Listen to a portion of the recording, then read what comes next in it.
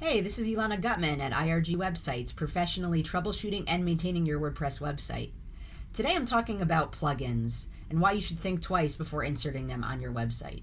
First of all, plugins are great. I love them. I use them all the time. They add features to your WordPress website, whether that's a contact form, SEO features, an amazing photo gallery, and pretty much anything else you can think of, there's a plugin for it. That said, there are three main reasons why you might not want to use a plugin. Okay, the first reason is security. A plugin is, at the end of the day, some code that's being added to your website. You want to make sure that this code is clean and that it doesn't contain any malware, so that means that you need to check that the plugin is from a reputable provider.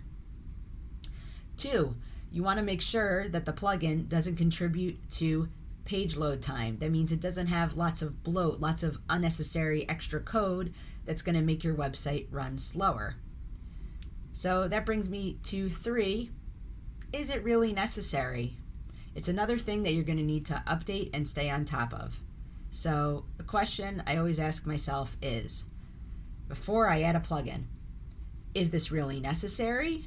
If so, is it from a reputable provider?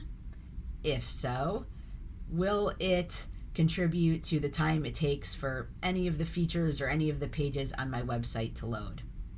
Keep these things in mind before installing a plugin on your site, and have fun. This is Ilana at IRG Websites.